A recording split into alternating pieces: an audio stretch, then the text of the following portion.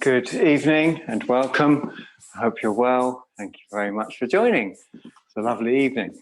Let's start the yoga class straight away with a standing posture. We're going to stand with our feet apart, arms by our sides, chest buoyant, nasal breathing, jaw soft, eyes soft, brain soft. Tuning in like you tune in an old-fashioned radio, that is using your body's movement, which is the sort of equivalent of the radio dial here, the body's movement, to tune into absorption. Now, absorption is absorption in the oneness of the field. So in that way, we can compare it to the radio station, which is one frequency. So the one frequency is the frequency of what we can call interdependency, the interdependent. So breathing through your nose, using your body movements to tune in. So there's a sort of, like with a radio dial, you start with broader sweeps, but gradually they might get more and more subtle as you tune in on the one field, Prakriti, which, as the texts tell us, Prakriti is one, right? So that's much better than having the endless multiplicity, which can only cause confusion and division and all that comes of division. Now we're going to let our arms float. So imagine tension from the chest muscles releasing and just let them float up, almost as if there were sort of expanding bubbles underneath the arms. So there's an effortlessness. And as you get about halfway, turn the palms forwards and up. And then eventually they come towards each other. And of course, they may or may not meet. It's not important that they meet. In fact, it's not a good idea that they meet if you're bending your elbows to do so, or if you can't release tension from the neck. So tension in the neck, of course, is a sign of lack of flow, and we want flow.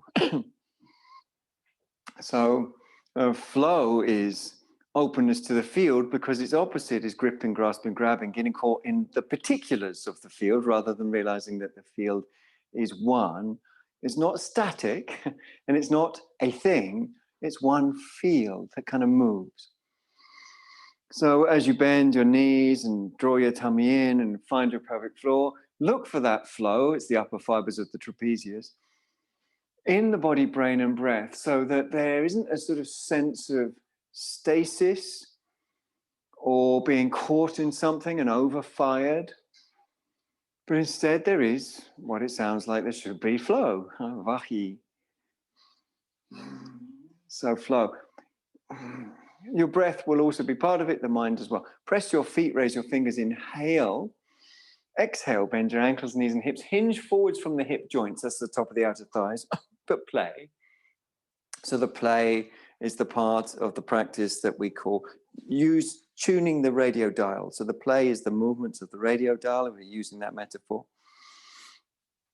And like a radio dial, you're tuning in on the interdependence. That can be just, initially, of course, we can just realize the interdependence of muscles, with fascia, with nerves, with all other kinds of forms of connective tissue. But of course, all forms of connective tissue are also interdependent with breath, brain, and ultimately universe. But from our point of view, it feels like everything's one: body, brain, breath. Stand up, big circle, hands to your heart center. Take a deep breath in and a deep breath out.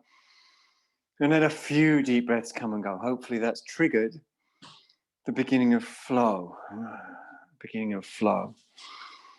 So breath comes and goes. Now just walk your feet towards each other and breathe easy. I listened to a tiny bit of a Radio 4 podcast the other day, and mostly because it said something about beetroots being good for you, and I thought, that sounds good. I'm up for that. But I happened to find that there's another one about the amazing power of standing on one leg. Now, of course, well, there's a correlation between what they're saying on the radio and yoga tradition, but we'll look at that in a minute, because we're going to come into standing on one leg. You can guess what we're going to come into, Vrikshasana.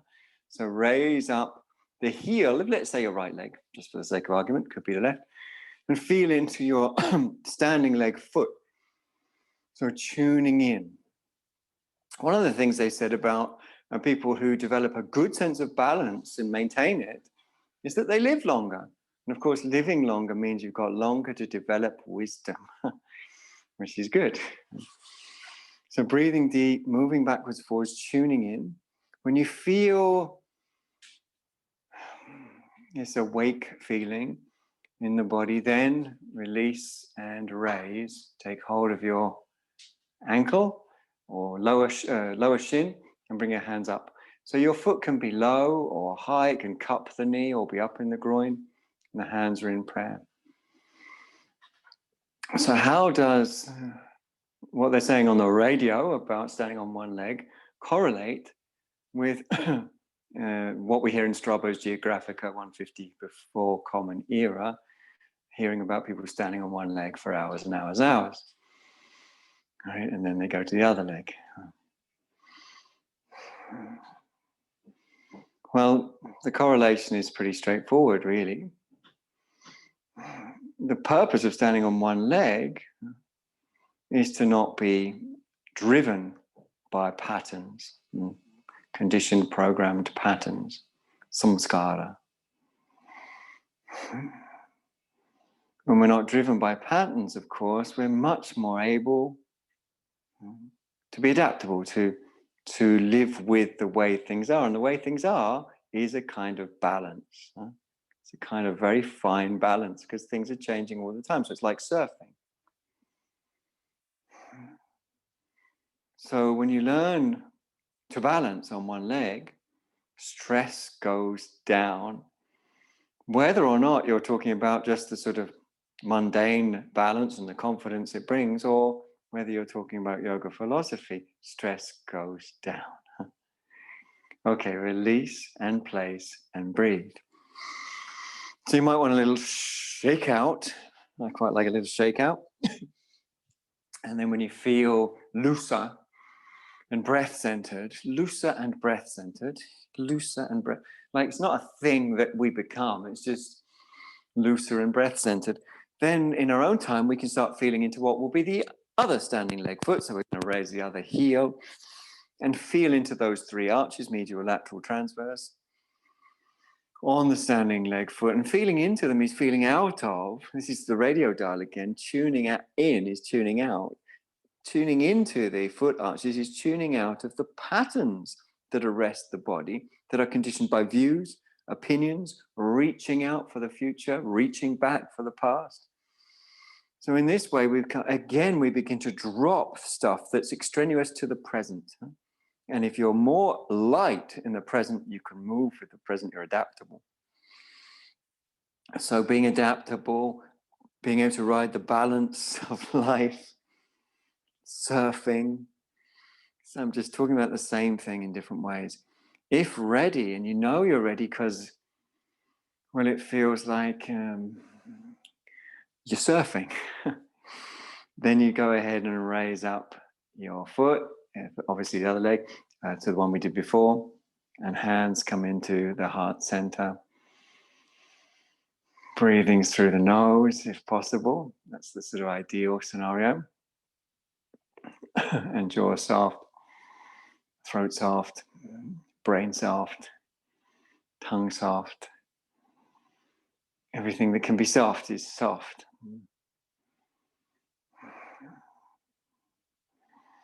So it's surfing because, you know, it's knowable, but it's not predictable. Right? It's knowable when you're empty. This is the great teachings of the wonderful teacher Nagarjuna, 150 Common Era, Nagarjuna. If you've never heard his name before, this is a wonderful moment. So there's teachings on emptiness. Now, emptiness you can also hear that as openness. That sounds like a more positive way of framing it. It's the same thing. It's just a different word, and hopefully many of us will get on better, perhaps, with the word open. It's good to be open, isn't it? That's what emptiness means. It's good to be open. Good to be available. Good to not have too much weight, huh? So you can move with the way things are.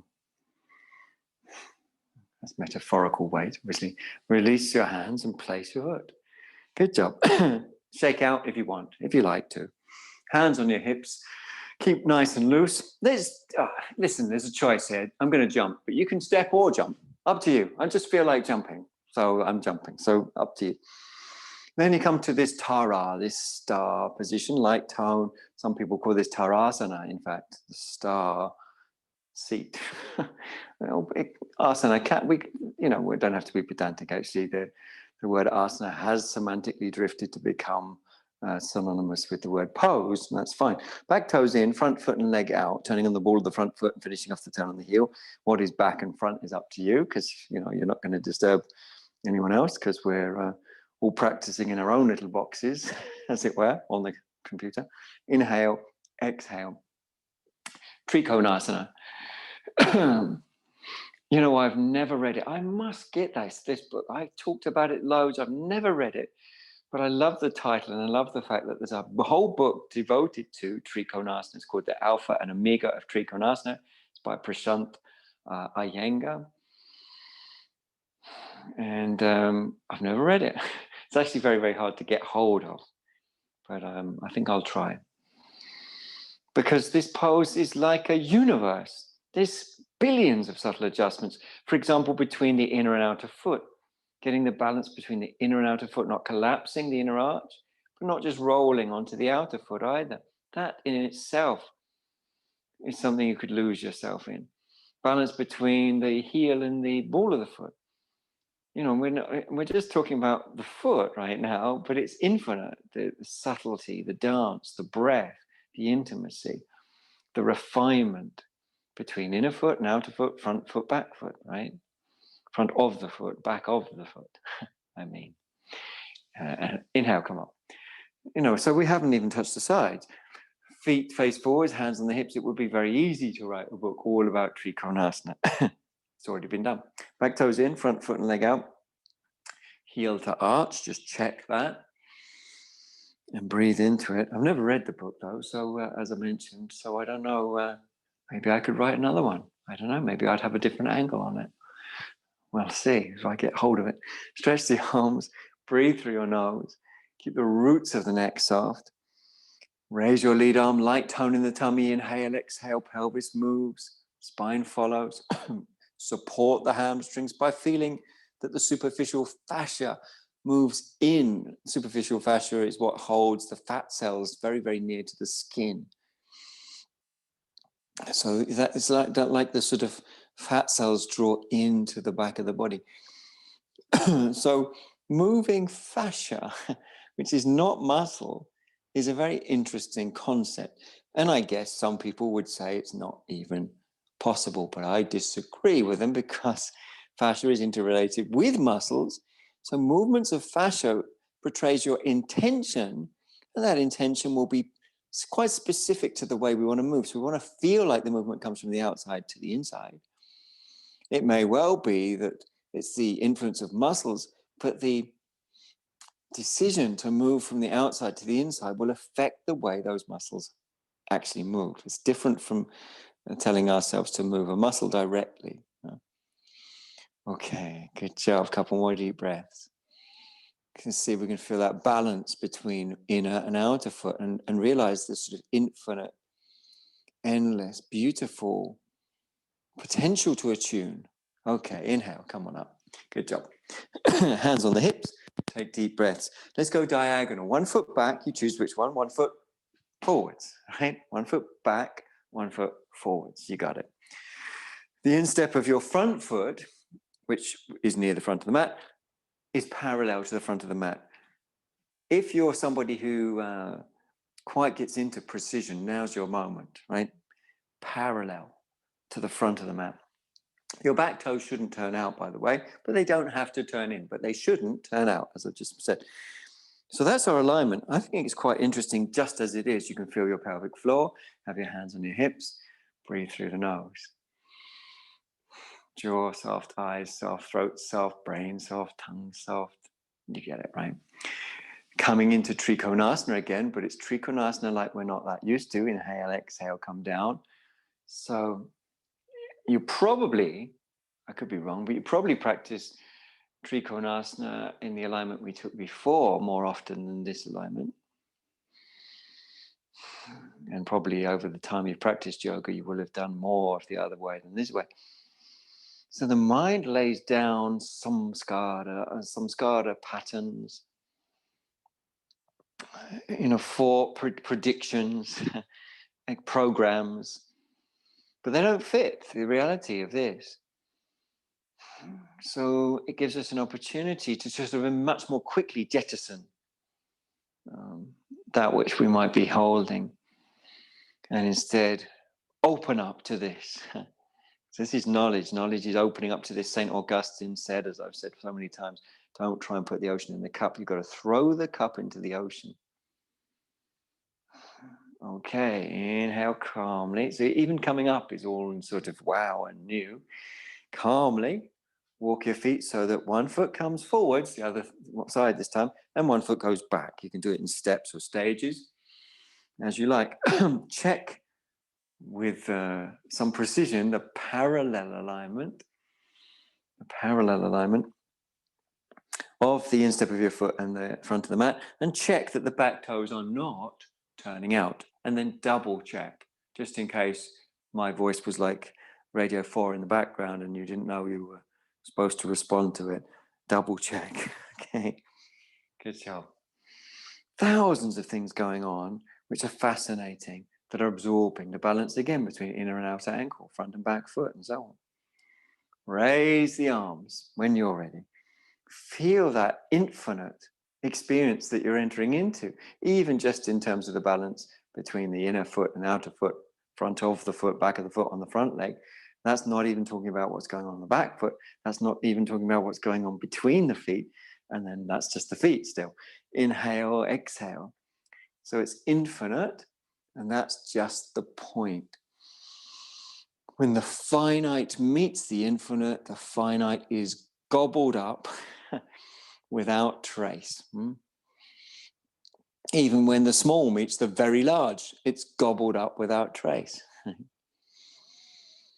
So in the same way, you're gobbled up, you disappear. That is the sort of created, conditioned, compulsive you that's been made out of people's opinions, societal opinions, the conclusions that we've drawn.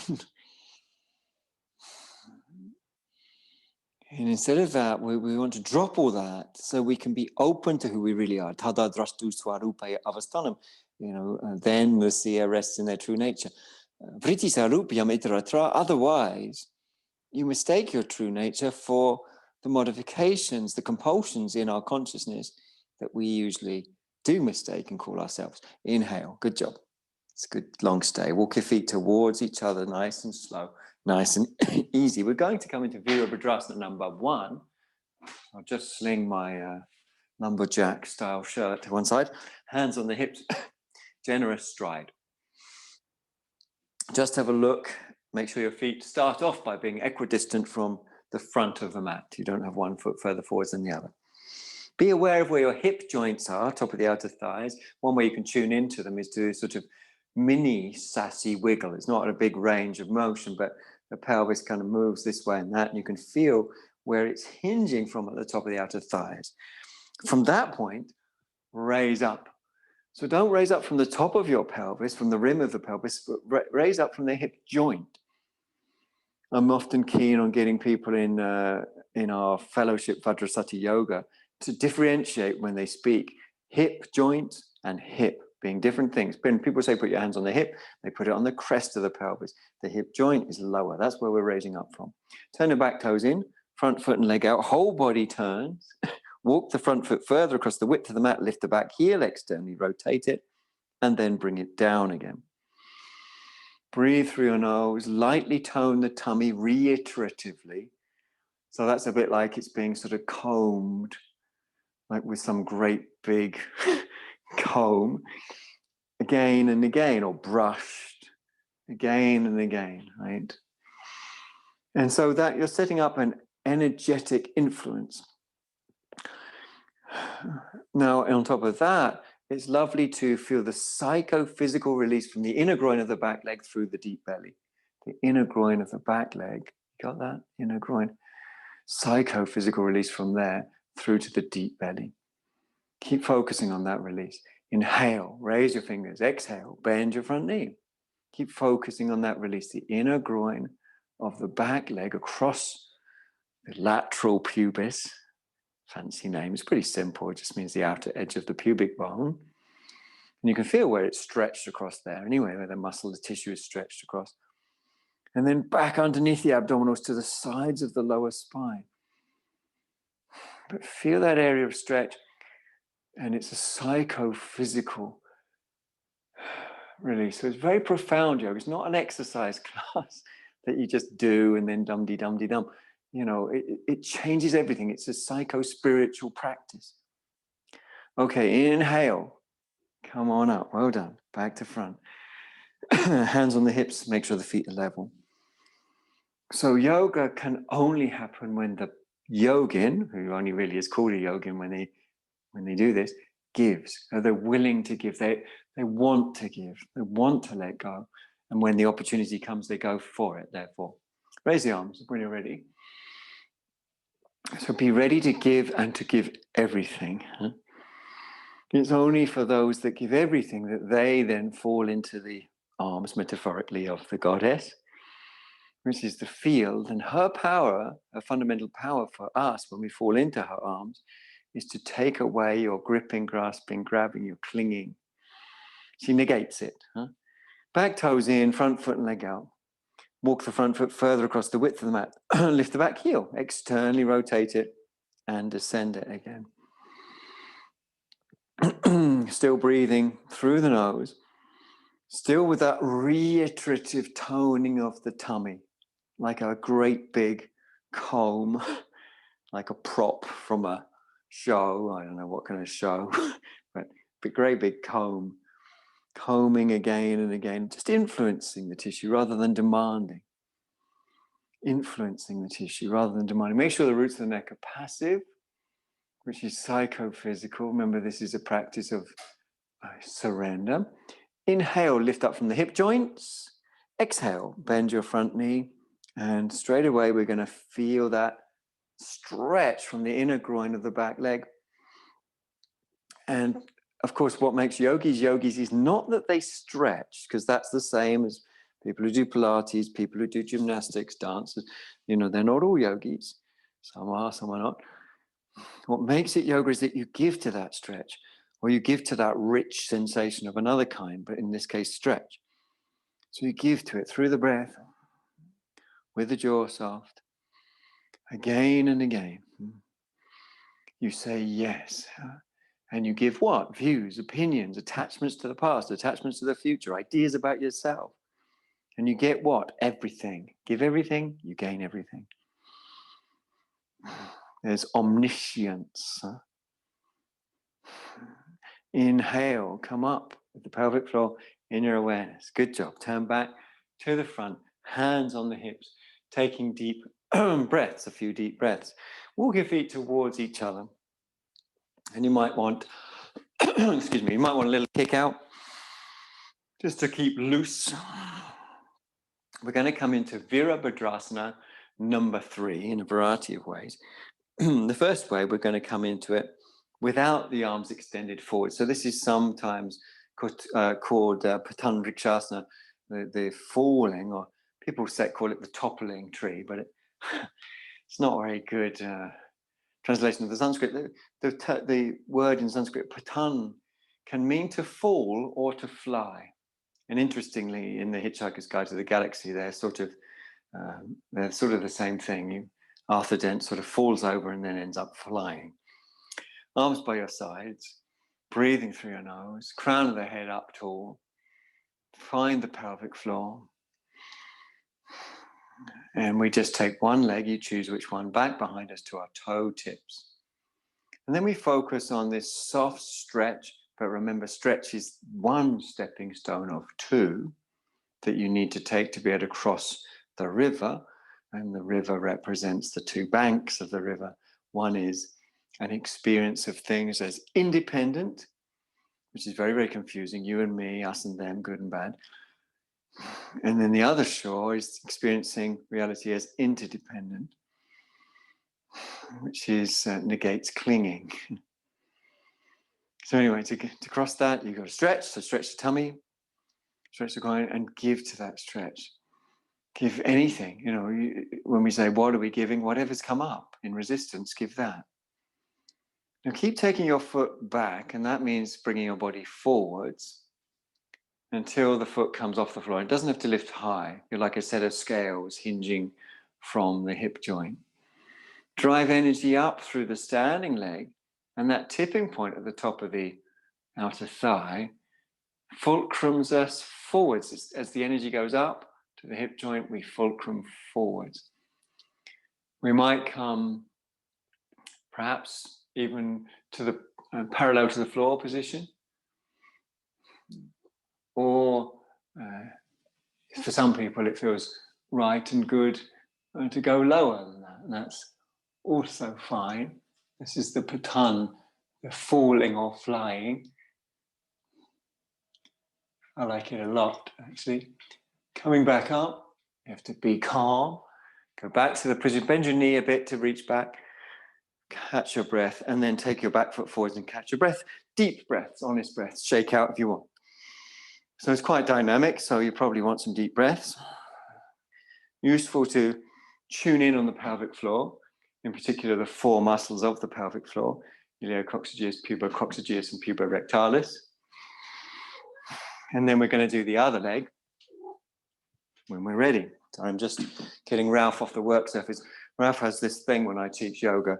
He thinks, I can get on the work surface and do a raid because Jim's teaching yoga. But he can't.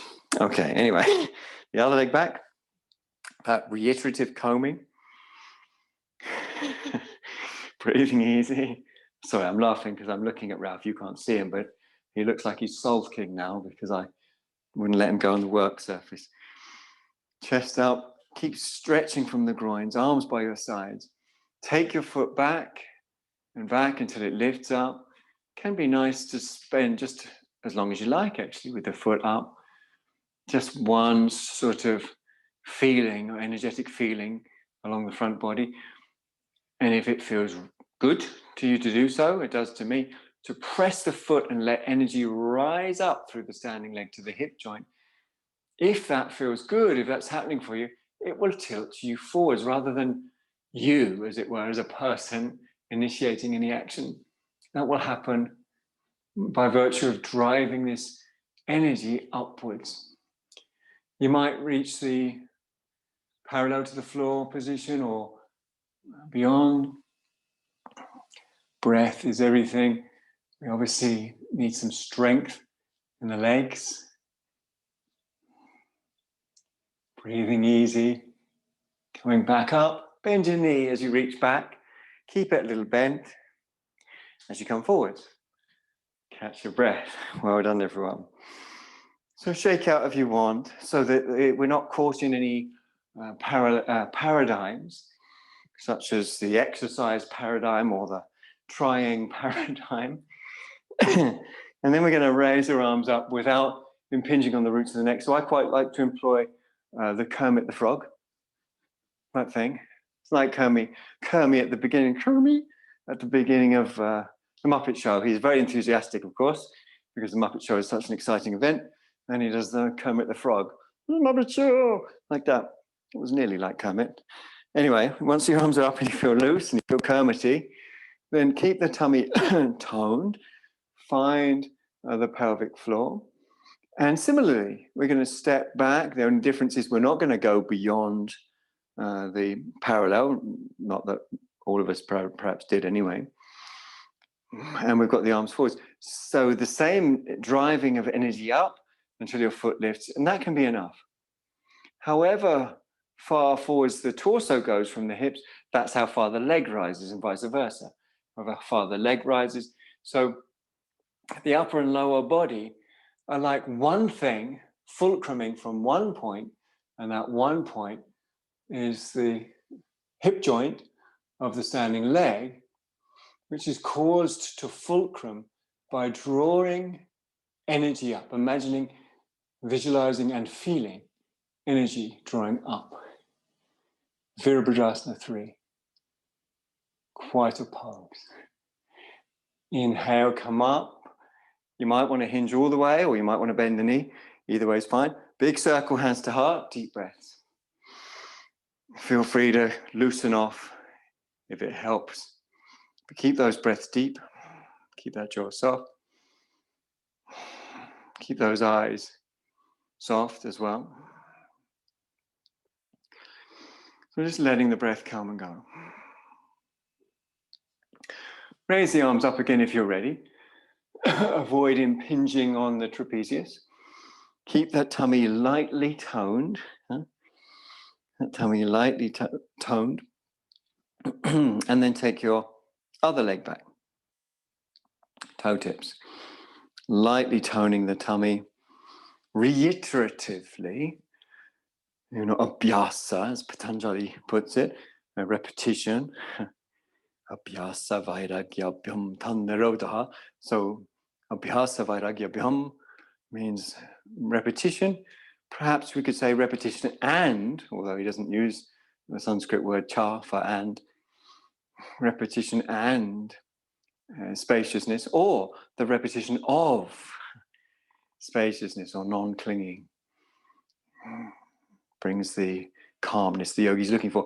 Driving energy up through the standing leg, and the leg that's on the floor might lift a little.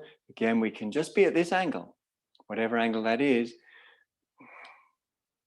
And then one could I love that feeling of intimacy as you focus on energy going up through the standing leg, and it might hinge you forwards. It doesn't matter how far forward you go.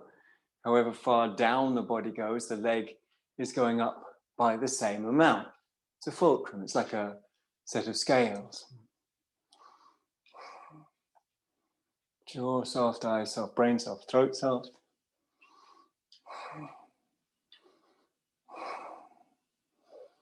Keeping that energy going up. For some reason, I visualize energy as sort of like a blue light. It just happens naturally that I visualize it like that.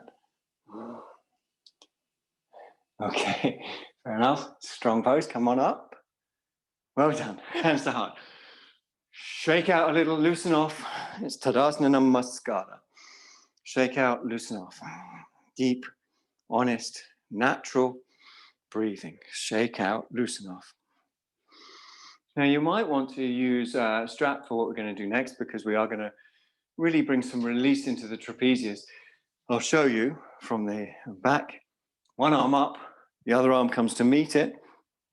And of course, many of us will need to bridge the gap between the hands. We'll need a belt. So please feel free to take one. Breathing should be natural, so I'm just keeping my arm Ralph. Seems to be up to no good today. Breathing's natural. Just doing a little Ralph eviction. Here he is, naughty Ralph.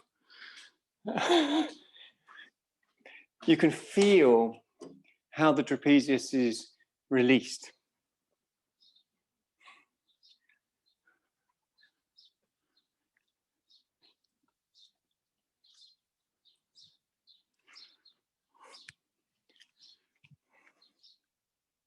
He'll be straight back in.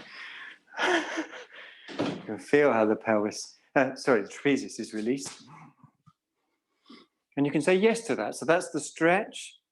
That's the first stepping stone, and then giving to the stretch. Now, how do you say yes? Well, the breath. That's how we say yes. It's also how we say no. And we can observe that.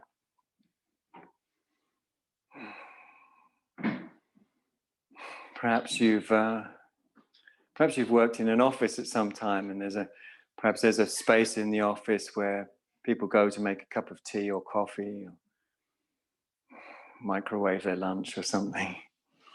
And perhaps somebody that you're not that keen on's come in, and your breath shallows up. It's, they're talking to you and you wish they weren't. You just want to have a few minutes on your own. So you can notice the breath, right? And as they go, the breath releases. So that's showing you the opposite, how we say no with the breath. And clearly the opposite is true, to say yes with the breath. And it's yes that we want to say now to this moment, because giving to this moment is how we move over, cross that final step, crossing over into an experience of the interdependence, whether that be the interdependence of fascia and muscles and nerves of various connective tissues, or the interdependence of those tissues and psychology, or the interdependence of psychology and breath, or on and on. We could talk about endless interdependencies. Release nice and slow. Catch a deep breath. You might just let the body release itself, or sometimes it feels good to shake it out. I tend to find that my personality is fairly reactive, so I try not to. It seems to be, generally speaking, better not to shake it out for me. But each person's different. Raising up the other arm, similarly, perhaps using a strap to bridge the gap between the hands. Good to be aware of the pelvic floor, just in a very sort of relaxed way. Yoga, of course, should be relaxing. The hallmark of any philosophy being good isn't that the philosophy is inherently true or not, because none of them are, but whether or not it helps us live in harmony with life as it is or not. And living in harmony is relaxing. You're not in opposition to life. You're kind of listening, responding. So take breaths, keep your head and the energetic flow through the whole central channel aligned, so there's space and flow. And keep attuning and reattuning to that space and flow. And notice if your breath is saying yes or no. Right? Is the breath saying yes or no? And of course we want to encourage it to say yes. And we all know the difference. We can all feel the difference. It's a sort of yogi secret. Like, it means that you could actually open up to that person at work. Maybe you've resisted them for ages because, maybe they're not as cool as you think, or maybe your resistance is justified, but we can experiment, A few more breaths coming and going, finding the pelvic floor, soft eyes, soft brain, soft throat.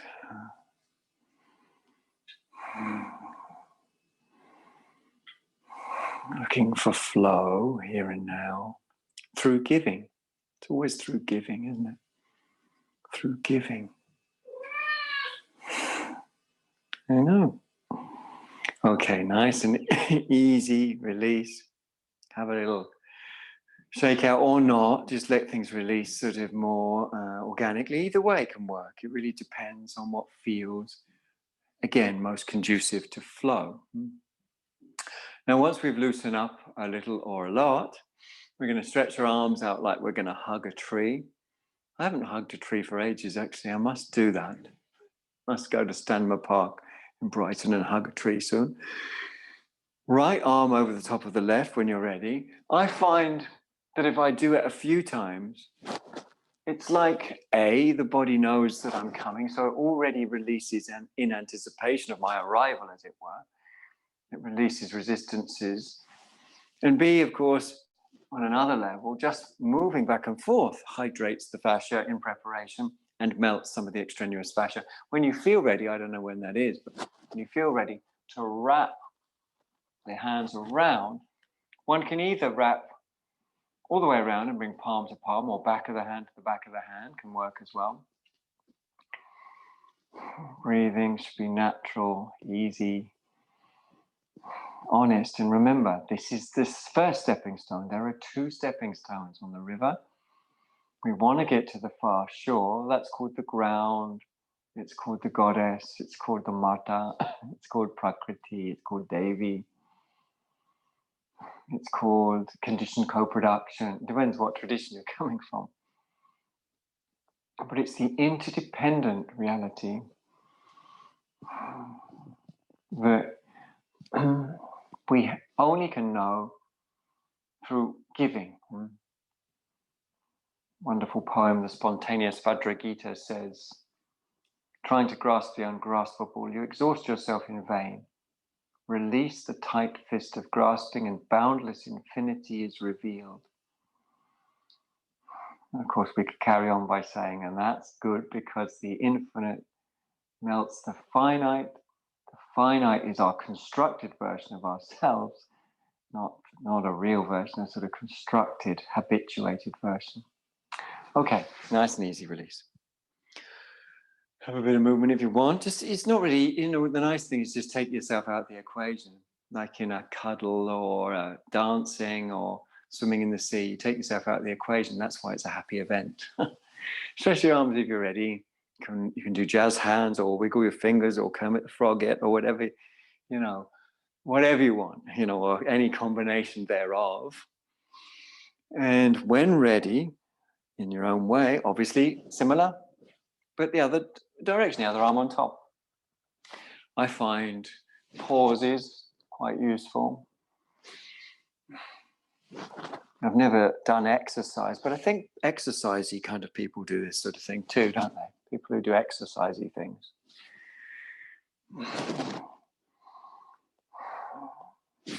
Eventually, I don't know how, to describe it really, but eventually it just sort of feels right to come in. And then you might reiterate that by lots of little movements.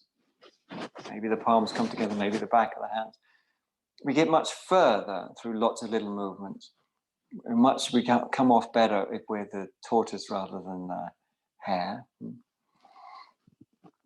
And then, of course, there's the stretch. That's the stepping stone. We've taken the first stepping stone. But if you take the first stepping stone, now you're just standing in a river with a fast current all around you. You've only got two choices. Go back, come out of the stretch, go back to the independent experience, or go forwards. Once you're on the second stepping stone, it's natural to step off on the far shore, which is our interdependent experience. We also call it samapati. We also call it absorption. We also call it dissolution, layanam. Wonderful. A few breaths like this. So breath is how we take the second stepping stone. That's how we give. And it's giving that constitutes the second stepping stone. Okay, nice and easy release.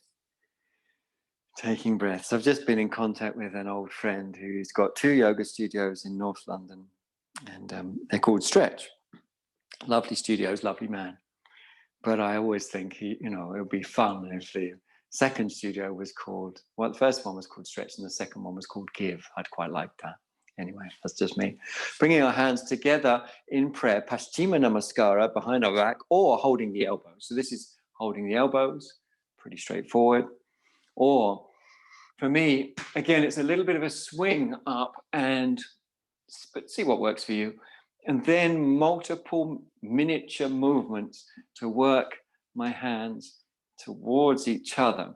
And of course, what's happening is little stretches and therefore melting of the myofascia in the pectoralis, the chest. So I really find multiple movements are best for that. Maybe your arms are ready to step your feet apart. If they are, go ahead, or do it when you are ready. Either the hands in Paschima. Paschima means that which is behind you, Paschima. Namaskara, namas, action, a reverential action. A reverential action behind you, or you're holding your elbows. You choose which direction, back toes in, front foot and leg turns out. Like with the Virabhadrasana we did before, walk your front foot further across the width of the mat, lift the back heel, externally rotate it, and then descend it. You got it. Good job. Lightly tone the tummy in reiterative waves. Breathing through your nose. Give. So any areas of resistance, You know, that resistance is where two forces are both vying for occupation of the same territory. One force is the way things are, the shape of the body, the needs of the moment. The other is habituation, tensions that are expressions of views that we might hold or anticipations that we might be currently holding about the future, or remorse or nostalgia about the past. Focusing on the inner groin of the back leg, we're going to stretch that inner groin up on the inhalation. So inhale, stretch it up by leaning back. Exhaling, keeping the length from the inner groin and coming forwards, hinging from the hip joint of the front leg. That same area that we hinged from when we came into the toppling tree and into Virabhadrasana 3 and so on. Hey, well. Breathing easy, jaw soft. The back leg sort of escapes behind you. And that's quite a good way of putting it. The gluteus maximus on the back leg releases. Good. Lead with the chest if you're ready to come up the bottom of the breastbone and come up. Turn back to the front. Keep your hands in position. Turn all the way around the other way. Walk your front foot further across the width of the mat. Lift the back heel. Externally rotate it. And so, in a sense, we square up. Still breathing naturally through the nose, light tone in that tummy. Finding the pelvic floor, roots of the neck soft, eyes soft, brain soft. We're going to stretch the inner groin of the back leg on an inhalation. So inhale, lift up and stretch back to stretch the groin. Exhale, keep that groin long as you come forward.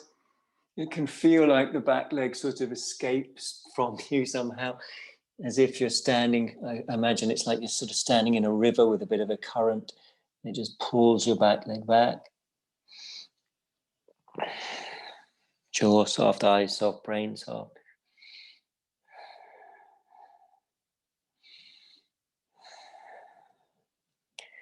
So many little details. The balance between the inner and outer foot on the front leg, just as we looked at in Trikonasana, is one area we could study and be interested in.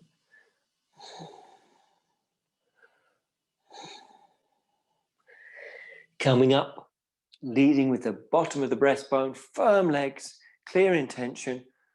Good job. Turn back to the front, and walk your feet towards each other. And then it's a very slow release of the arms. And we stand for a moment in Tadasana, just with the arms by our sides, breathing through the nose. Now, it's been quite a nice day, but the evening's drawing in, so I think we should put our jackets on. It's a sort of metaphor, sort of almost a joke. Most of my jokes are almost a joke rather than being a joke. And so that jacket, in fact, is a yoga belt. You can use a different kind of belt. So we're coming out of our Tadasana, but we're coming back into it. Make it into a loop. If you've got a yoga belt, they're a bit easier to handle. But you can use, I've explained recently that my first few years of teaching, I don't know, maybe some of you were there. I used to go to car boot sales and just buy dressing gown belts, judo belts, and so on. So we put it on, so it becomes a sort of, just like you would put on a jacket. Don't think too much about it. You make a loop, and you put it on as if you're putting on a jacket. And of course, you can tighten it up. Doesn't want to be super tight once it's on, especially if you've got a yoga belt. So just in case you're not sure, you just like you put on a jacket or a coat, put one arm through and then the other arm back behind you, and that's it, it's on. Then we go back to our Tadasana with this extra little reminder. The important thing about this strap is that it's not in the seventh cervical vertebrae. You've got to make sure it doesn't come into the neck. So you've got to draw it down a bit lower. It will potentially slip up, which won't help. So make sure it doesn't press into the neck at all. And then you just stand in Tadasana with this on. Take a few deep breaths. This, of course, is what is called a Yogapata. Yogapata is the traditional name, and Yogapatas, P-A-T-T-A, are really, in Indian iconography, they really are how you represent a yogi, because they're usually wearing a Yogapata, not round the shoulders, but usually round the knees. Anyway, the purpose of the pata is to keep you contained from, keep you away from your compulsive, programmed behaviors, to sort of limit them.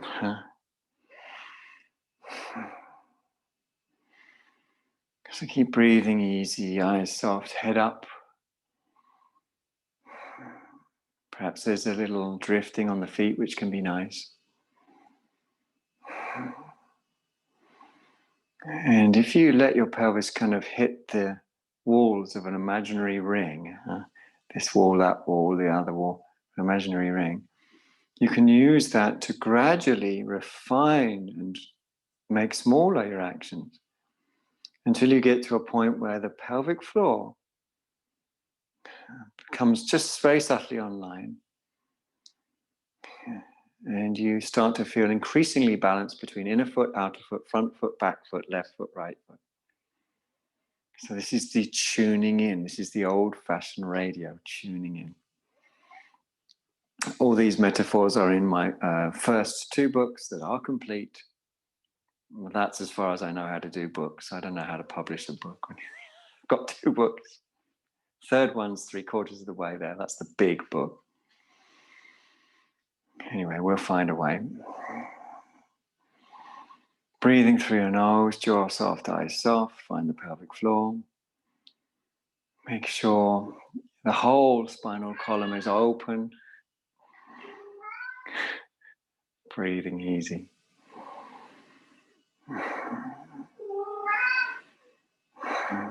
Okay.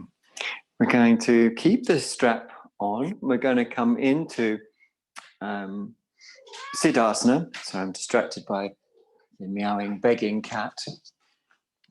I'm afraid our cat is quite an elderly gentleman, and all he wants to do really is eat all of the time, isn't it, Ralph? Come on over. So we're going to sit in Siddhasana, still with this strap on, with this pata on.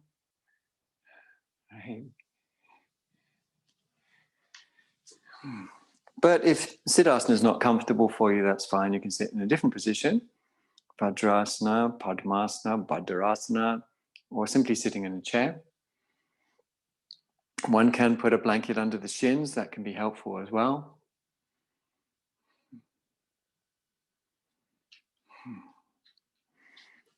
Good to draw the buttock flesh out and back. Again, make sure your pata, your belt, is not into your neck at all. And then you sit and breathe easy.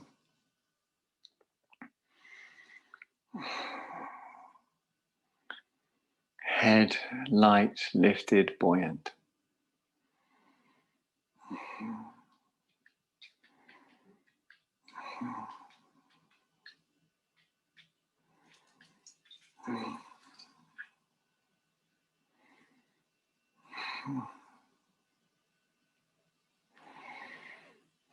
And we just sit.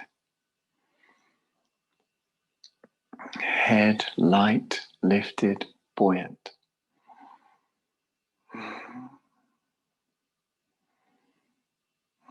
And as we sit, we visualize the heart center, or visually feel it.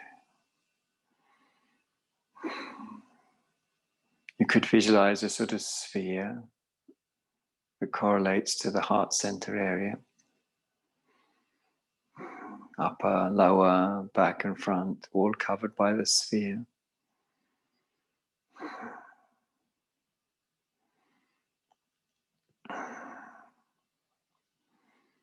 And in that sphere, you could visualize a white lotus flower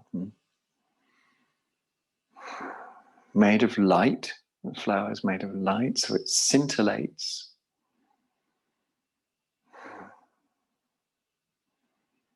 Very beautiful. And on that lotus flower is what's called a moon mat. So it's like the full moon, but laid down as a mat, laid flat. So because it's like the moon, it's bright. Just as the flower, the lotus is bright, the moon mat on it is bright. Like the full moon, but more. Imagine what the light of one full moon is like.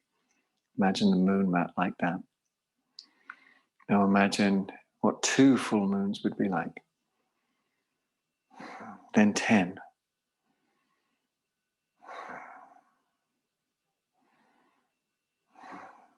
So it's very, very bright.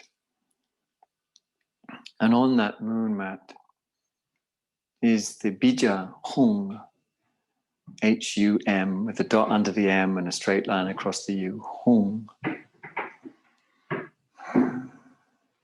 And it's drawn out, as it were, in gold, letters made of gold light, hum, on the moon mat, in the lotus, resting on the lotus, hum.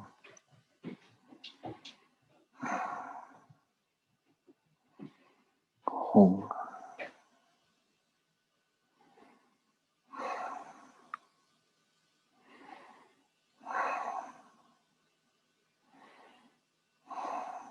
Keep repeating the sound internally, hum.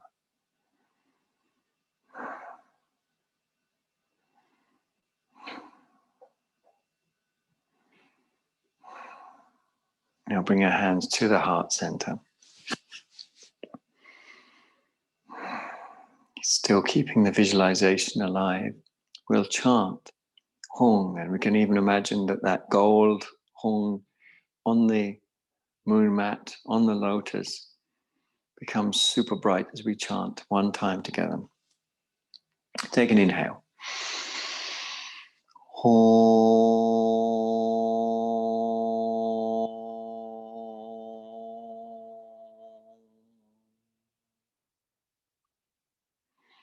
Breathe normally. Imagine it's fueled that hum. Supercharged it, if you like. And there it is, glowing. Acting as a beacon for our attention so that our actions, speech, and thoughts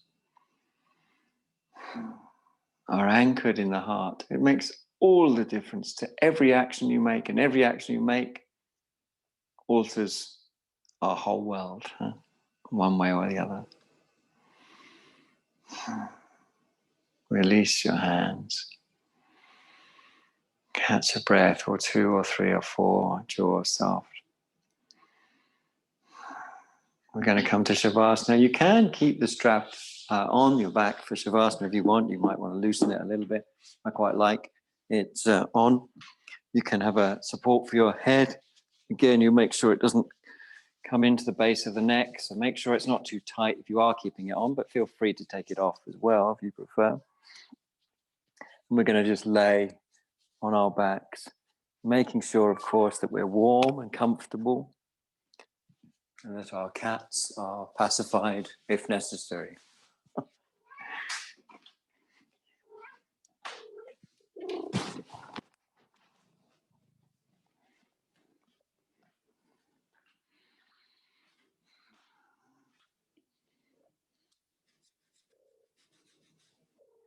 So we're laying flat on the backs, shoulder blades scooted under. Maybe we've got the pata on, or we've decided to take it off.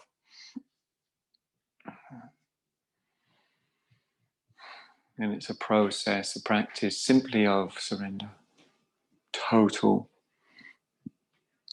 surrender of anything that you've got. Weight is the obvious starting place. Weight is the obvious starting place.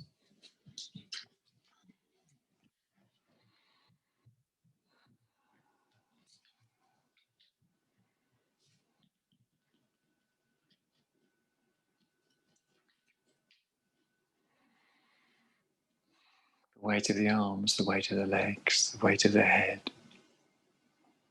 Boom, surrendered. The weight of the pelvis, the weight of the chest. Boom. surrendered.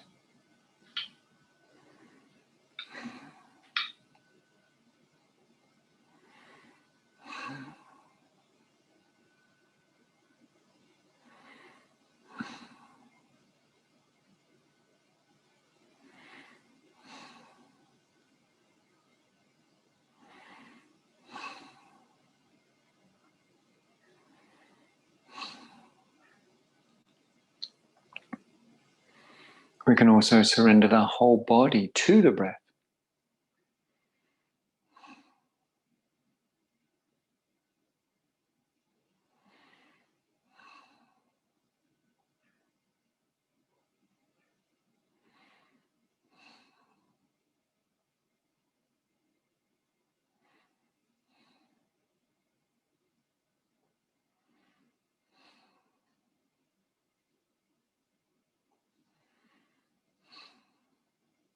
Here, breath, I give you this, the body, for you to range around completely free. Here, it's a gift.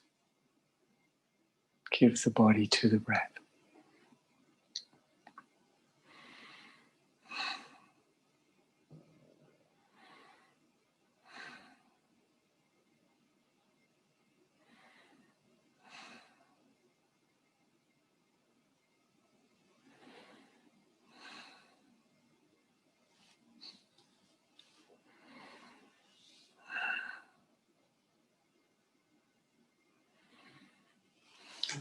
Now, so that we're not tardy, in case you need to do things this evening, then if you want to, if you're ready to, you can wiggle your toes and fingers, but of course you can equally lay on longer. So either this time or when the time is right for you, toes wiggling and arms stretching and legs stretching. And then at the time that's right for you, which might be now or a bit later, bending the legs.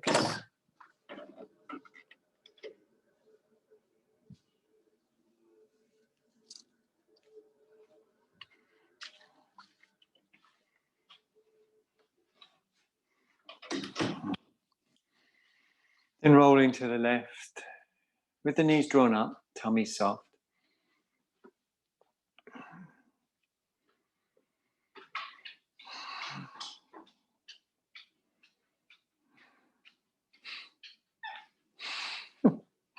And then to the other side.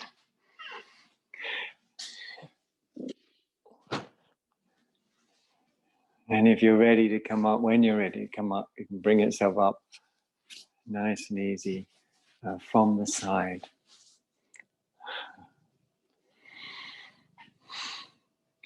Thank you very much for your time.